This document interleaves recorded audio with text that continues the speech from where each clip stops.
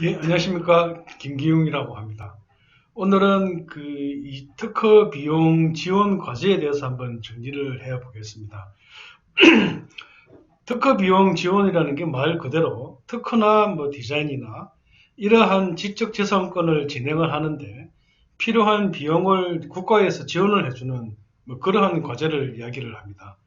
이러한 과제 자체가 금액이 큰 것도 있고 작은 것도 있지만 이러한 과제는 정부의 이제 세금으로 진행이 되는 거다 보니까 우리가 그 어떤 혜택을 받을 수 있는 부분이 있으면 최대한 챙겨서 받는 것이 바람직하겠다. 이러한 측면에서 이제 저희가 한번 정리를 해서 말씀을 드리겠습니다. 먼저 이제 본 세미나를 시작하기 전에 이제 드릴 말씀이 있는데 보시는 것처럼 첫째는 이제 본 자료는 19년도를 기준으로 이제 작성이 된 것이며 내년에는 이제 변동될 가능성도 있습니다. 좋은 측면으로 보면 들리는 말로는 내년에는 과제 수가 늘어난다는 이야기도 있고 그러다 보니까 이러한 특허 지원 제도가 내년에 어떻게 바뀌는지를 저희가 계속 관심을 갖고 모니터링을 해서 공고가 나올 때마다 이제 이러한 내용을 저희가 세미나를 통해서 소개해 드리겠습니다. 따라서 오늘 세미나에서는 본 제도에 대해서 아주 구체적인 내용에 대해서 알아본다라기보다는 대체적으로 이러한 제도가 있고 이러한 제도를 이용을 하면 우리가 특허라든지 국내 특허라든지 해외 특허라든지 이러한 비용을 지원받을 수 있다. 이러한 대체적인 내용을 알면 되겠습니다. 두 번째는 저희가 이제 말씀드리고자 하는 게 특허 비용과 관련해 가지고는 지원 기관에서 수혜 업체로 직접 지원금이 전달되는 경우가 없습니다.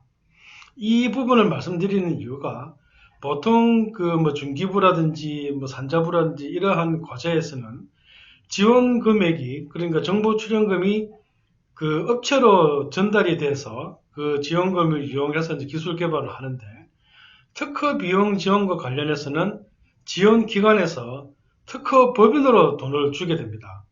아니면 수혜업체에서 먼저 돈을 지출하고 그러니까 특허법인으로 돈을 주고 나서 추후 지원기관으로부터 지원금을 받는 경우가 있지 지원기관에서 업체로 바로 돈이 전달되는 경우는 없다. 이 부분은 먼저 아시면 좋겠습니다.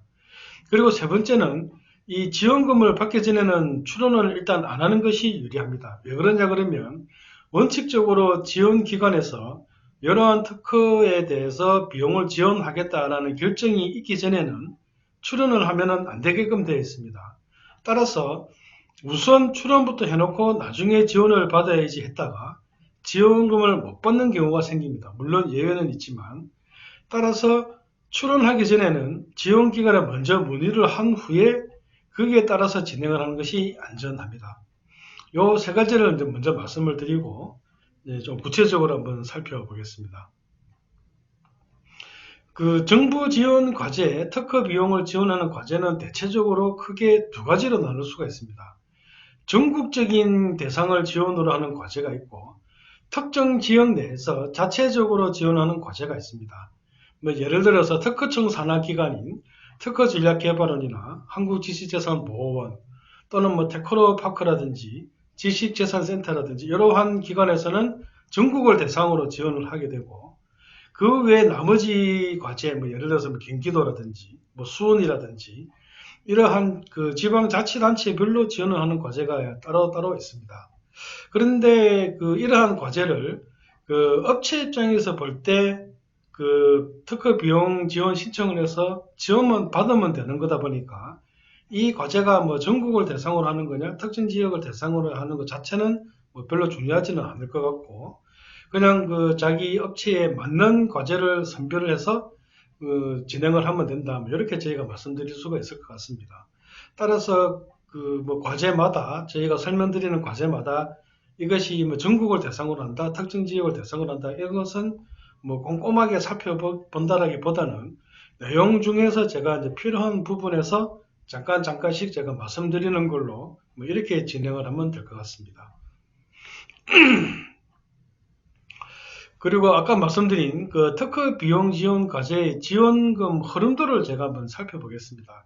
이것을 살펴보는 이유가 뭐냐 그러면 아까 말씀드린 것처럼 그 일반 R&D 과제의 경우에 정부 출연금이 업체로 바로 전달이 되지만 이러한 특허 비용 지원 과제의 경우에는 지원기관에서 업체로 바로 전달되는 경우가 없다 보니까 이러한 점을 좀 잘 알기 위해서 제가 이 부분을 좀 작성을 해서 같이 한번 살펴보려고 합니다.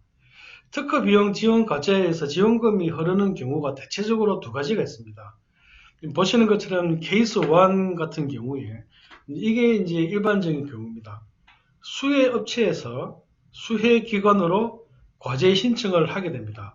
과제 신청을 해서 선정이 되면 그 수혜 업체에서 분담금을 납부를 하게 됩니다. 이 후에 특허법인에서 수혜 업체를 위해서 특허 출원을 한다든지 아니면 특허 분석을 한다든지 이러한 서비스를 제공을 하게 되면 그 후에 지원기관은 지원금을 특허법인으로 전달을 하게 됩니다.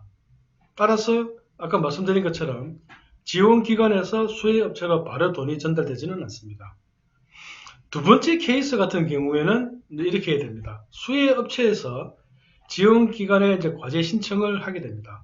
과제 신청을 하게 돼서 선정이 되면 수혜업체에서 특허법인으로 먼저 돈을 줍니다. 돈을 주고 나서 특허 출원을 하든지 특허 분석을 하든지 이러한 서비스를 제공받고 나서 사후에 그러니까 수혜업체가 먼저 비용을 지출한 후에 그 증빙 서류를 가지고 지원기관으로부터 비용을 청구를 하는 그러한 방식입니다. 따라서 이러한 케이스는 선지출 후정산 이러한 그 방법을 취하게 되는데 이러한 두 가지 케이스를 제외하고는 아까 말씀드린 것처럼 수혜업체가 지원기관으로부터 먼저 돈을 받고 과제를 진행하는 경우는 없다. 이렇게 생각하시는 것이 안전합니다. 지금부터 살펴보는 그 내용에 대해서 먼저 말씀을 드리면은 이 자료가 19년도 기준으로 된 자료고 2020년도에 대해서는 아직까지 공고가 안 나온 과제들이 많습니다. 따라서 지금 현재 저희가 말씀드리는 것은 올해 기준, 그러니까 19년 기준이고 내년도 기준의 정확한 내용은 공고문이 나오면 저희들이 다시 또 말씀을 드리겠지만 대체적인 내용은 크게 변할 것 같지는 않습니다. 그래서 지원 대상이라든지 금액이라는 게 조금 변동될 수가 있는데 이 부분은 업데이트가 되는 대로 저희가 다시 한번 말씀을 드리겠습니다. 먼저 보시는 것처럼 지식재산보호원이라는 특허청 산하 단체가 있습니다. 이러한 단체에서 어떤 특허 관련 비용을 이제 지원을 해주는데요. 첫 번째 과제는 보시는 것처럼 국제지재권 분쟁 예방 사업입니다. 이 사업이 뭐냐 그러면 보시는 것처럼 국제지재권 분쟁, 그러니까 외국에서 특허 관련 분쟁이 생기는 것을 예방을 하는 그러한 전략을 마련하는 과제입니다. 해외에서 발생하는 특허 분쟁이다 보니까 이 대상은 수출 기업이거나 또는 수출 준비 중인 기업, 예를 들어서 어떤 전시회를 참가한다든지 이러한 기업들이 이제 지원 대상이 되겠습니다. 지원 규모는 대략 한 2천만 원에서 4천만 원 정도고 연중 접수를 하게 됩니다. 이 내용은 이제 아직까지 내년 초에 공고가 나올 거라서 이 내용은 작년 내용이고 구체적인 내용은 공고가 나오는 대로 다시 말씀을 드리겠습니다. 저희가 생각해 볼 때 이 과제가 괜찮은 과제가 무엇이냐 그러면 보통 이제 수출하는 업체의 경우에 외국에서 어떤 특허 분쟁이 생길지 상당히 부담이 되는 것이 사실입니다.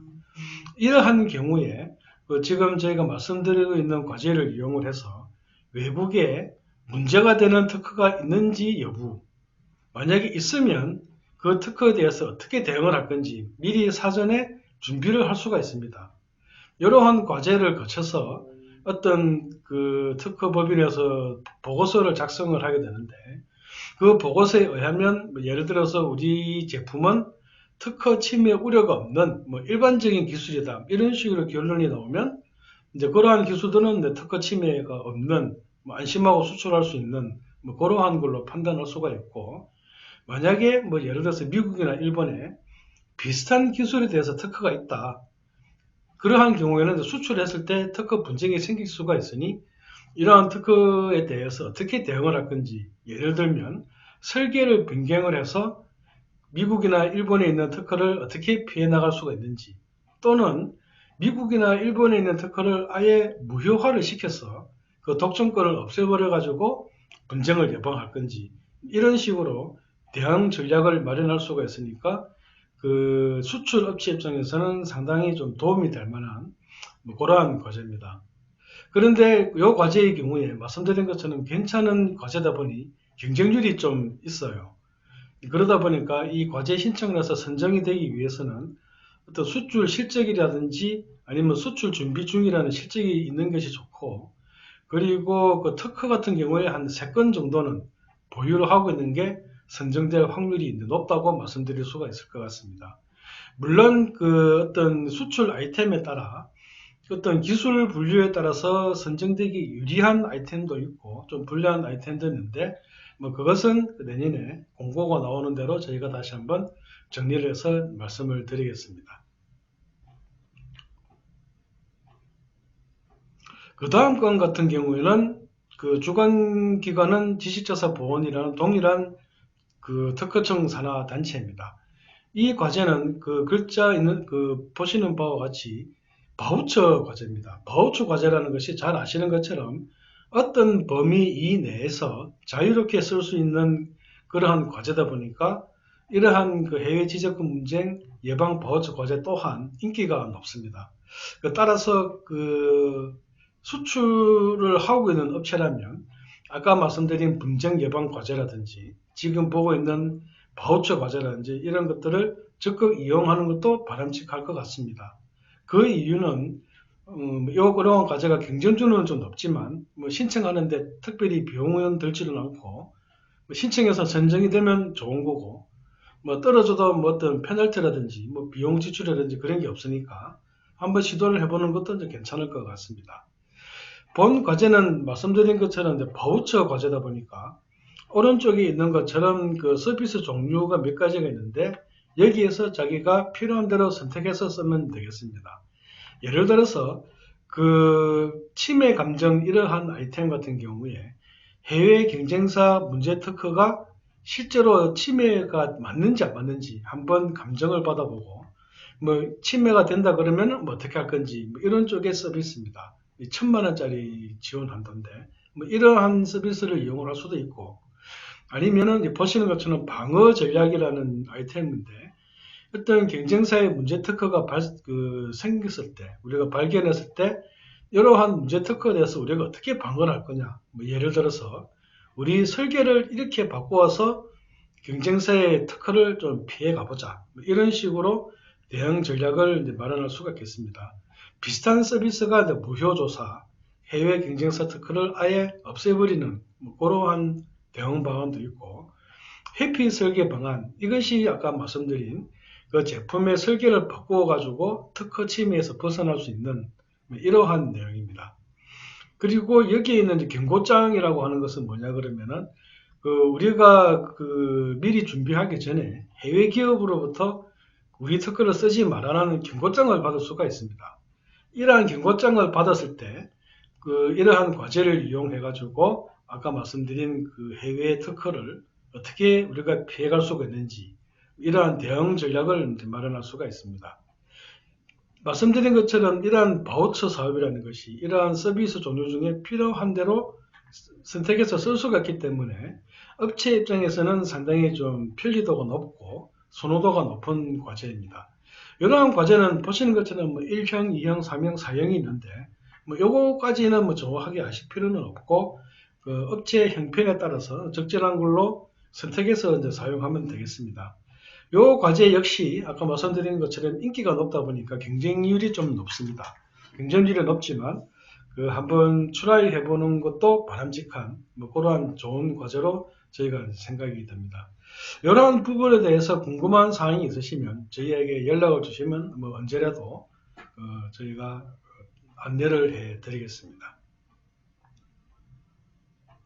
그 다음 과제는 특허 전략 개발원이라는 특허청 산하단체에서 진행을 하는 그 내용입니다. 첫 번째 과제는 스타트업 특허 바우처라는 과제입니다.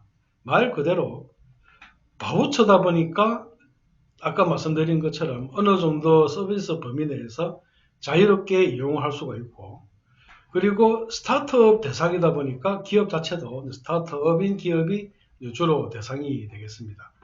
따라서 그 지원 대상을 보면 그 4차 산업혁명 관련 과제를 추구하는 기술 IP 기반 스타트업 기업이나 새로운 제품 서비스 공정 개발 또는 기존의 제품 등을 획기적으로 개선하는 기업이다. 또한 국내에 설립된 비상장 회사가 대상이 되겠습니다. 이때 예비 창업자는 제외가 됩니다. 이러한 바우처 산업은 보시는 것처럼 500만원짜리 과제도 있고 1700만원 과제짜리도 있습니다.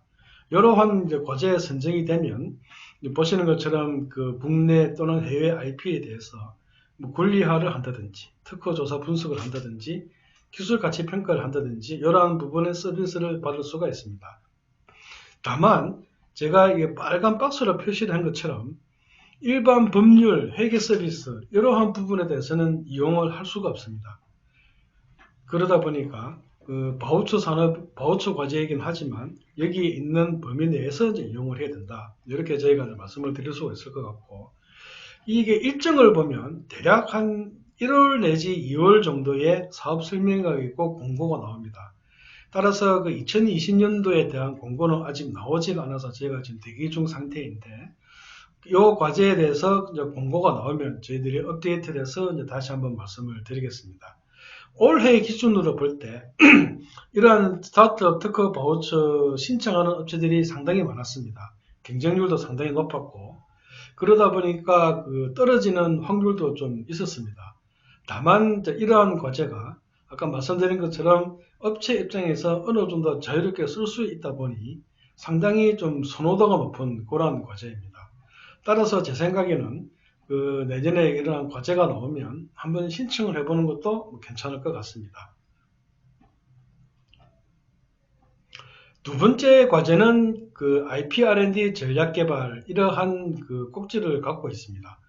이 IP R&D라고 하는 것은 이제 널리 알려진 것처럼 연구 개발 이런 거고, IP는 이제 특허와 같은 그런 그 지식 재산권을 이용을 하는 겁니다. 따라서 그 IP R&D라고 하는 것이 특허나 실용신안 같은 지적 재산권을 이용을 해가지고 기술 개발 방향을 잡아보자, 이러한 내용입니다.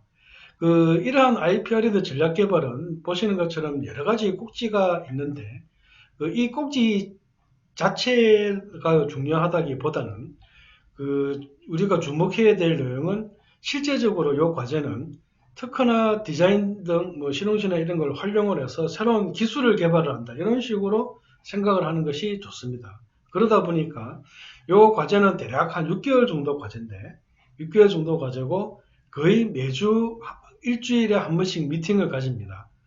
특허법인에서 이러한 특허를 분석을 해서 이러한 기술에 대해서는 이러한 특허가 선정되어 있고, 이러한 기술에 대해서는 특허가 나지 않았으니까 이러한 기술로 우리가 그 기술 개발 방향을 잡읍시다.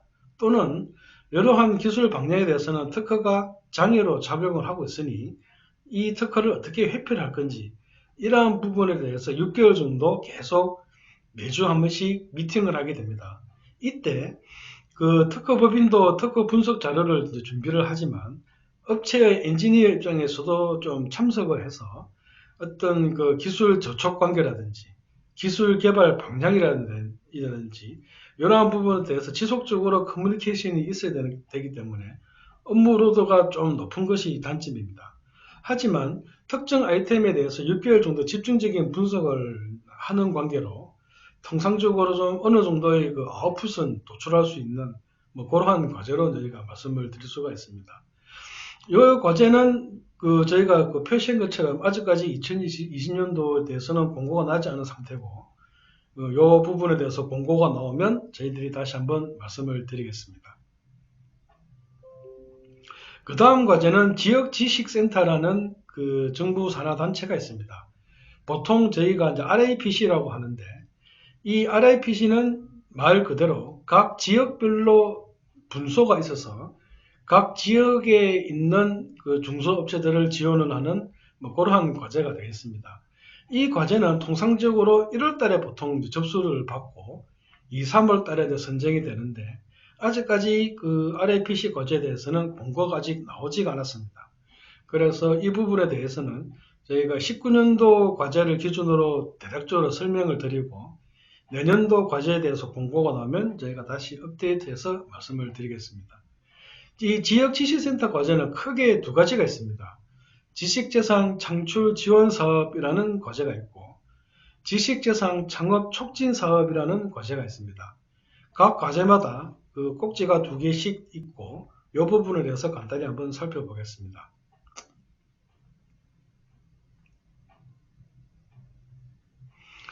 첫 번째는 지역지시센터에서 지원하는 글로벌 IP 스타 기업 육성이라는 그 과제입니다.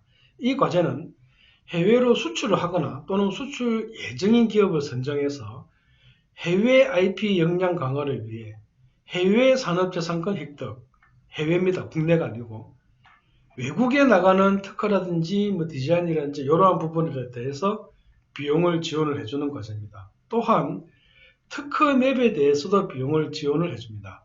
특허 맵이라고 하는 것은 말 그대로 맵이라고 하는 것은 지도니까 이러이러한 기술에 대해서 이러이러한 특허들이 포진이 되어 있다. 그러니까 기존에 독점권이 나온 특허를 기술 분야별로 마치 지도처럼 그 기술 구성 요소별로 특허를 파악을 해서 이러한 구성에 대해서는 이러한 특허가 있고 저러한 구성에 대해서는 저러한 특허가 있으니 뭐 이런 부분을 조심을 해야 된다. 뭐 아니면 이런 부분들은 특허가 없으니까 우리가 빨리 특허를 진행하자. 뭐 이러한 내용의 과제를 특허 맵이라고 보통 이야기를 합니다. 이러한 그 산업재산권 획득이라든지 특허 맵 등의 과제에 대해서 지원해 주는데 이 과제가 좋은 점은 3년간 지원을 해줍니다. 그래서 한번 신청을 해서 선정이 되면 3년간 지원을 받게 되는데 이때 지원 금액을 연간 7천만 원까지 지원이 됩니다. 물론 이제 7천만 원 그 풀로 지원이 되는 수도 있지만 통상적으로 그 예산에 따라서 삭감이 되는 경우가 있는데 어쨌든 그 연간 7천만 원까지 3년 동안 지원이 됩니다. 그래서 그 이 과제도 그 상당히 그 업체의 선호도가 높은 과제고 그 이 과제 같은 경우에는 서류 평가 외에도 그 발표 평가까지 거치는 다소 좀 까다로운 절차가 요구가 됩니다. 하지만 말씀드린 것처럼 한번 선정이 되면 3년간 지원을 받을 수가 있고 금액 자체도 어느 정도 되다 보니까 그 해외 수출 실적이 있는 업체면 한번 지원을 해보는 것도 괜찮은 뭐 그러한 과제로 생각이 됩니다. 두 번째 과제는 그 지역지시센터 RAPC에서 지원하는 중소기업 IP 바로 지원 서비스 이런 게 있습니다. 이러한 서비스 과제는 그 과제 단가가 상당히 약합니다. 보시는 것처럼 그 이제 업체당 두 건 2천만 원 이내에 이렇게 되어 있는데 요 과제 같은 경우에 뭐 특허 맵이라든지 디자인 개발 뭐 이런 쪽의 과제입니다. 그러다 보니까 특허 출원에 직접적으로 지원이 되지는 않지만 특허 맵이라든지 디자인 맵 이런 부분에 대해서 지원이 가능하고 특히 디자인 개발이나 목록 같은 거 만들 때도 지원이 되니까 이 부분도 그 비록 특허 지원과는 직접적인 관련은 없지만 업체 입장에서 상당하게 조금 도움을 받을 수 있는 과제다 보니 지원을 해보는 것도 괜찮을 것 같습니다. 아까 말씀드린 것처럼 이러한 그 지역지시센터 RIPC 과제는 1월 달에 통상적으로 공고가 나옵니다. 따라서 아직 2020년도 공고는 아직 나오지 않은 상태고 이 부분에 대해서 그 1월 달에 공고가 나오면 저희가 업데이트를 해서 다시 한번 말씀을 드리겠습니다. 지역지시센터의 세 번째 과제는 IP 디딤돌 프로그램이라는 과제입니다.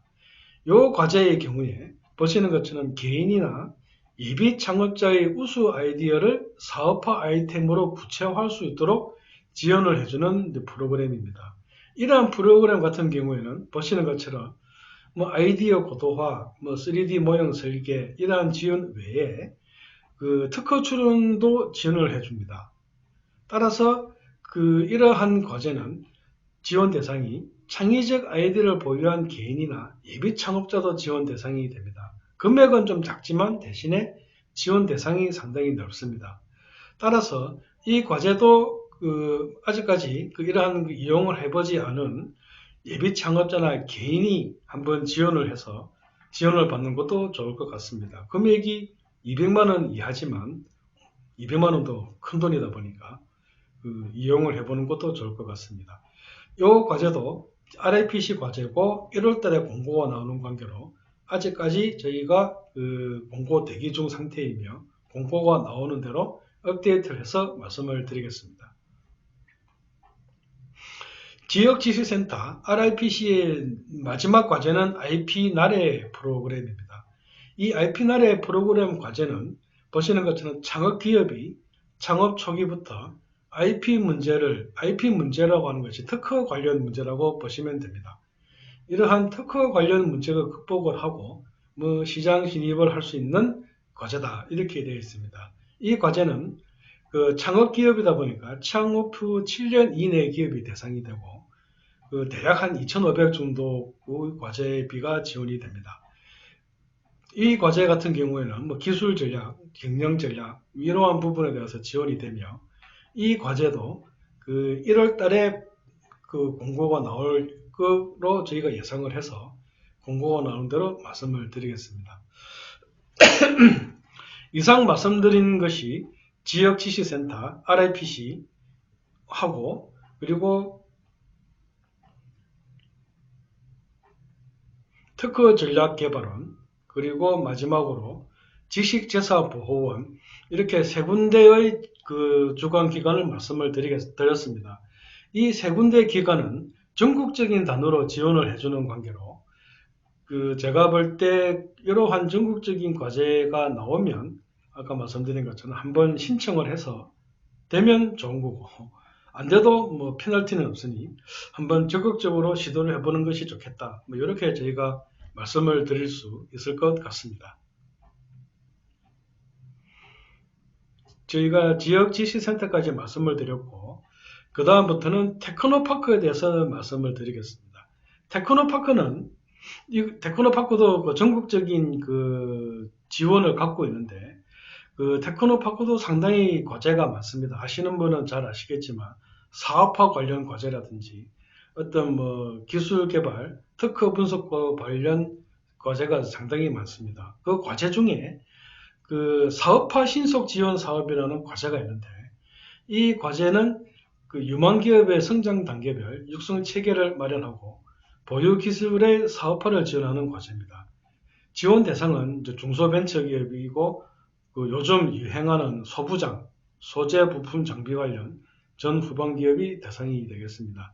이러한 과제는 오른쪽에 보시는 것처럼 여러 가지 지원 대상이 있습니다. 예를 들어서 시제품을 만든다든지 디자인을 제작을 한다든지 마케팅을 한다든지 이러한 부분에 대해서 지원을 해주다 보니까 상당히 괜찮은 과제로 저희들이 말씀을 드릴 수 있을 것 같고 특히 본 과제 같은 경우에는 이 지식재산권 획득이라는 지원 산업도 있다 보니까 이러한 지원 과제를 이용을 하면은 특허 비용을 지원을 받을 수가 있습니다.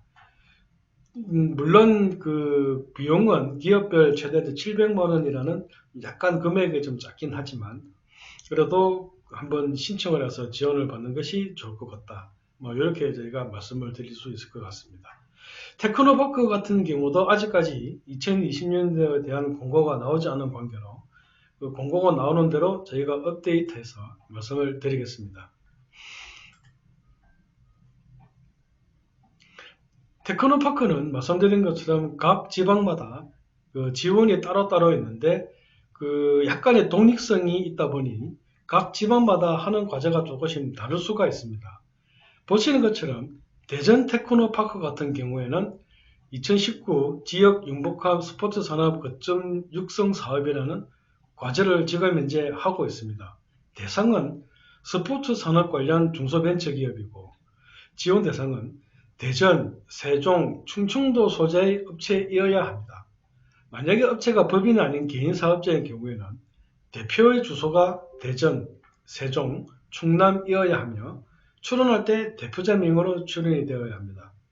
비용은 국내 출원 같은 경우에는 뭐 130만원, PCT 같은 경우에는 300만원 정도 지원이 되는데 문제는 신청 기간이 지금 거의 끝나가고 있습니다. 그래서 이 과제는 뭐 지금 현실적으로 좀 쉽지는 않겠지만 어쨌든 저희가 말씀드리는 것은 테크노파크 과제는 전국적으로 공통적으로 진행이 되는 과제가 있고 각 지방마다 특별한 과제로 진행이 되는 경우가 있으니 자기가 업체가 속한 그 지점에 그 테크노파크에서 어떠한 과제가 나오는지를 좀 살펴보아야 할 그러한 필요성이 있을 것으로 저희들은 생각을 하고 있습니다. 직접 알아보시기 힘드시면 저희한테 연락을 주시면 같이 한번 연구를 해보는 것도 가능할 것 같습니다. 이상 테크노파크까지 이제 말씀을 드렸고 그 다음부터는 각 지방마다 지원해주는 과제에 대해서 말씀을 드리겠습니다. 잘 아시는 것처럼 그 지자체 중에서 서울을 제외한 지자체 중에서는 경기도가 권역이 제일 크고 지원 과제도 제일 많고 그렇습니다. 다만 지식재산권 지원 사업 경우에 지원 대상은 매출 120억 이하의 중소기업이 대상이 되겠습니다. 이러한 경기도 과제의 경우에 특징은 권역별로 나누어서 업무가 진행이 됩니다. 동부 권역, 북부 권역, 서부, 남부 이런 식으로 권역을 나누어서 따로따로 진행을 하다 보니까 이 권역에 따라서 지원이 되는 과제도 있고 동일 과제인데 어떠한 지역에서는 지원이 안 되는 경우가 있습니다. 따라서 중요한 것은 그 업체가 속한 지역을 먼저 살펴본 후에 해당되는 권역이 어딘지 알아보시고 그 권역에서 지원이 되는 과제를 찾아보시는 것이 바람직합니다. 물론 아까 말씀드린 것처럼 직접 알아보시기가 힘드시면 저희와 같이 연구를 해보는 것도 가능합니다. 이러한 경기도 과제를 조금 더 내용을 살펴보면 상당히 과제가 많습니다. 첫 번째로는 저희가 지금 이야기하고 있는 산업재산권 출원 지원이라는 과제가 있고요. 산업재산권이라는 것은 조금 옛날 용어입니다. 특허, 실용신안 이런 것을 옛날에는 산업재산권이라고 했고 또는 무채재산권이라고 했는데 최근에는 이제 직접재산권이라는 용어로 이제 바뀌고 있습니다. 어쨌든 이러한 경기도 과제에서도 특허 관련 지원 프로그램이 있으니 그 경기도 소재 업체의 경우에는 반드시 한번 신청을 해보는 것이 바람직하다. 저희는 그런 생각이 됩니다. 또한 이 제도의 특징은 사후 지원이 된다는 점, 이 점이 이제 특징이고요. 그 외에도 우리가 규격 인정 지원이라든지 해외 규격 인정 지원이라든지 이런 부분도 지원이 되고 그 외에도 카탈로그라든지 번역, 해외 지시 박람회 이런 지원 제도가 많으니 경기도 업체의 경우에는 한번 시도를 해서 신청을 해보는 것이 좋을 것 같습니다. 되면 좋고 안 되면 말고. 그 외에도 경기도에서 특징 있는 과제들이 있습니다. 보시는 것처럼 소상공인 2, 3세가 가업을 승계하는 경우에 지원을 해주는 제도입니다. 이 과제 지원 내용을 보시면 지식재산권에 대해서도 지원이 가능하고 그 외에 브랜드 개발이라든지 홍보라든지 이러한 부분에 대해서 지원이 가능합니다. 혹시 업체가 2세로 업체를 상속을 하거나 승계를 하는 경우에는 이러한 과제가 있으니 이용을 해보는 것도 좋을 것 같습니다. 이 과제 같은 경우에 올해는 2월달부터 이제 지원이 됐는데 내년에도 아마 비슷한 시기에 과제가 진행될 것으로 예상이 되고 이 과제도 아직 공고 대기 중 상태인 관계로 공고가 나오는 대로 저희가 분석해서 말씀을 드리겠습니다. 이 외에도 경기도 소상공인 특화기술개발 사업이라는 과제가 있습니다. 이 과제는 예를 들어서 금형 관련된 비용 지원이라든지 이런 거 외에도 지식재산권, 국내외 특허, 상표 등 비용이 지원이 되니까 한번 이 과제가 뜨는 대로 저희가 분석해서 말씀을 드리고 대상이 되면 지원을 해보는 것이 좋을 것 같습니다. 이 외에 그 제도를 보면 우선 저희가 여성발명협회라는 제도를 이용을 해보는 것도 가능할 것 같습니다. 여성발명협회에서 생활발명 코리아라는 제도가 있는데 이 제도는 보시는 것처럼 창의적 여성의 아이디어로 상품화가 용이한 생활 발명을 발굴해서 지원을 한다. 이러한 과제입니다. 이 지원 대상은 그 여성 발명에 대해서 지원을 해주는 건데 이러한 과제는 통상적으로 4월달 정도에 진행이 되었습니다. 따라서 2020년도 과제는 아직 그 공고가 안 나와서 저희가 기다리고 있는 상태고 공고가 되는 대로 저희가 다시 한번 말씀을 드리겠습니다. 그리고 이 과제는 한국세라믹기술원에서 지원을 하는 과제인데 이 과제는 보시는 것처럼 천안시에 대해서 지원을 해주는 겁니다. 즉 천안시에 있는 건설 소재 지원 사업에 대해서 업체를 모집하는 제도입니다. 보시는 것처럼 세라믹 또는 건설 소재 기업의 시제품이나 인증, 특허 출원에 소용되는 비용을 지원을 해서 매출 증대, 고용 창출을 도모한다. 이러한 과제입니다. 이러한 과제는 보시는 것처럼 시제품, 분석 사업, 인력 이러한 과제가 있고 저희의 주 관심사인 특허 출원 지원 사업도 포함이 되어 있으니 천안 소재 업체이고 건설 소재 관련 기업이면 비용은 비록 150만 원 정도밖에 되진 않지만 한번 신청해 보는 것이 좋을 것 같습니다. 그 다음은 장애인 기업 종합지원센터라는 기관에서 지원을 해주는 과제입니다. 장애인 기업 종합지원센터에서 지원을 하다 보니 그 대상은 장애인 기업이 되겠고요. 이 장애인 기업에 대해서 국내 권리화라든지 해외 권리화라든지 이러한 부분에 대해서 지원이 이루어지게 됩니다. 올해 같은 경우에 2월 달부터 진행이 되었고 2020년도에 대해서는 아직 공고가 나오지가 않아서 저희들도 공고를 기다리고 있고 공고가 나오는 대로 분석을 해서 말씀을 드리겠습니다. 이 외에도 보시는 것처럼 수원 벤처기업 육성 촉진기구 지원 사업이라는 과제가 있습니다. 이 과제가 무엇이냐 그러면 수원 벤처기업 육성 촉진지구 내에 속하는 벤처기업에 대해서 특허 관련 권력 확보, 경쟁력 강화를 위해서 지원을 해주는 과제입니다. 그러면 수원 벤처기업 육성 촉진지구가 어디냐 보시는 것처럼 수원산업 1, 2, 3단지, 서울농생명과학대학교 BI센터 입주기업, 성균관대 자연캠퍼스 BI센터 이러한 데 입주해 있는 기업이면 대상이 된다고 합니다. 이러한 부분에 대해서 벤처기업이나 이러한 기업에 대해서 지원을 해주는데 예를 들어서 지식재산권이라든지 시제품 제작, 디자인 개발 이러한 부분에 대해서 지원이 이루어진다고 합니다. 다만 2020년도 과제에 대해서는 1월 달에 공고가 나온다고 하니 공고가 나오는 대로 저희가 다시 한번 정리를 해서 말씀을 드리겠습니다.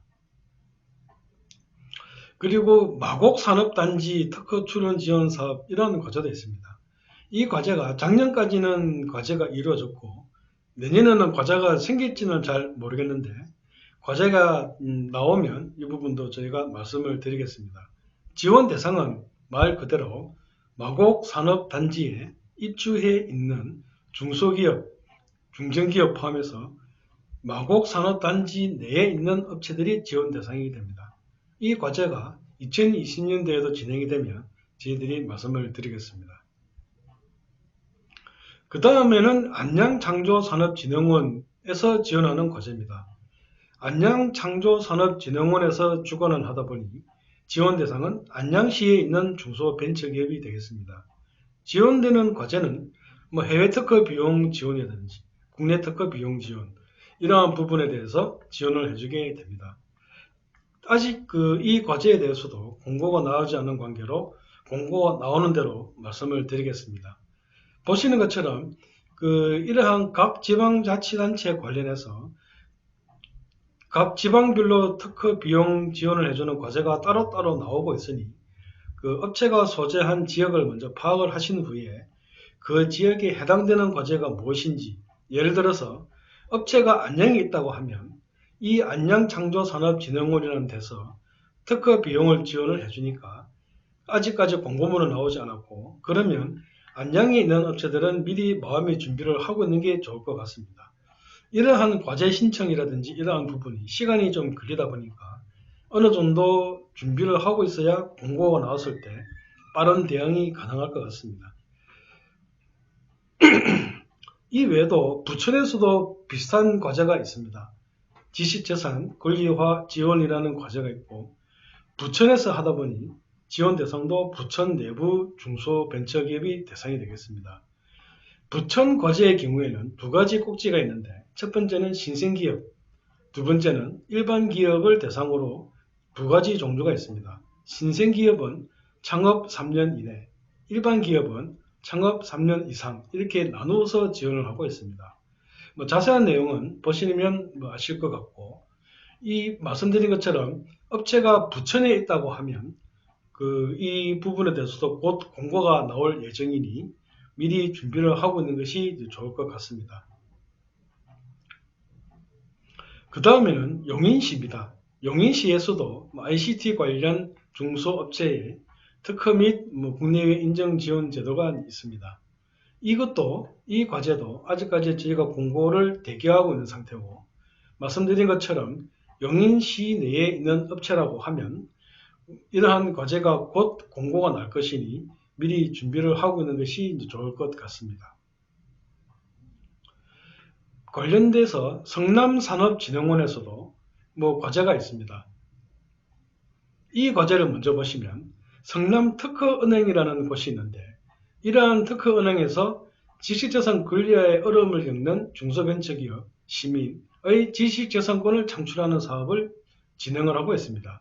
성남특허은행이다 보니까 지원 대상은 성남시 중소, 벤처기업 및 시민이 대상이 됩니다.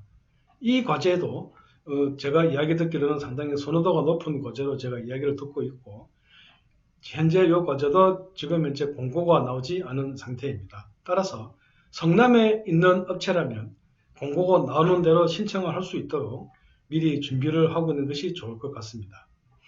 성남특허은행에서 진행을 하는 이 과제 외에 성남산업진흥원이라는 데서 진행하는 과제가 있었습니다. 올해 대상은 만 40세 이상의 창업자를 위한 과제입니다. 이 과제에 대해서 예를 들어서 시제품 제작이라든지 이러한 데 지원이 되고, 지식재산권, 특허, 상표, 디자인 이러한 부분에 대해서도 지원을 하는 과제를 올해 시행을 했습니다. 금액은 기업당 최대 500 정도 지원을 해줬고요. 물론 금액은 좀 작긴 하지만 그래도 이러한 과제들이 있으면 최대한 지원을 해서 챙겨 먹는 것이 바람직한 걸로 저는 생각이 듭니다. 이 과제는 아직까지 2020년도 공고는 나오지가 않아서 공고가 나오는 대로 자세한 내용을 말씀을 드리겠습니다. 이 외에 경북에서는 디지털 뷰티 산업 지원 과제 이러한 과제가 있고, 광주에서도 이러한 글로벌 사업화 지원 사업 과제 이러한 부분들이 있습니다. 이어서 아까 말씀드린 이 부분이 아까 말씀드린 테크노파크 관련 지원인데, 이러한 지방자치단체 관련해서 각 지방에서도 그 비용을 지원을 하고 있습니다. 세종시 같은 경우에는 자율주행 관련해서 지원이 이루어지고 있고, 부산에서는 이제 스마트 헬스케어 이런 부분에 대해서 비용이 지원이 되고 있습니다. 조금 서울에서는 멀지만 고흥에서도 강소기업 육성을 위해 가지고 여러 가지 비용을 지원해주는 과제가 있었습니다. 작년에는 10월달 정도에 있었는데 올해는 아직 공고가 나오지 않았지만 공고가 나오는 대로 저희들이 말씀을 드릴 것입니다. 그리고 대구, 경북 이쪽에서도 중소기업 공동연구센터 입주기업 지원 사업이 있었고요. 이상 말씀드린 것처럼 각 지방자치단체별로 그 지방에서 지방에 있는 업체를 위한 지원 제도가 상당히 많이 있습니다. 따라서 저희들이 생각해 볼 때 저희가 초반에 말씀드린 전국적인 지원 제도를 갖고 있는 지식재산보호협회라든지 한국특허전략개발원, RIPC, 테크노파크 이러한 한 4개 정도의 과제에 대해서 먼저 신청을 해보고 신청이 되면 좋고 뭐 안 되면 어쩔 수 없는 거고 일단 그 한 4군데 정도의 전국적인 지원기관에 신청을 한번 해보는 것이 좋을 것 같습니다. 그리고 나서 각 지방별로 이루어지는 과제에 대해서도 신청을 해서 되도록이면 선정될 확률을 올리는 것이 좋을 것 같습니다. 각 지방별로는 내용이 다 상이하고 시간도 상이하고 뭐 지원되는 대상이라든지 특징도 상이하다 보니까 각 지방별로 이루어지는 사업은 꼼꼼하게 한번 살펴봐야 될 필요성이 있고 제일 좋은 것은 아까 말씀드린 것처럼 자기가 입주하고 있는 지역의 기준으로 그 지역을 기준으로 지원 과제를 찾은 다음에 2020년대에 지원을 해야 하는 것이 좋을 것 같습니다. 업체 입장에서 독자적으로 이러한 부분을 찾기가 어려우시면 저희 쪽으로 연락을 주시면 같이 검토를 해볼 수 있을 것 같습니다. 이상 오늘 세미나는 여기까지입니다. 감사합니다.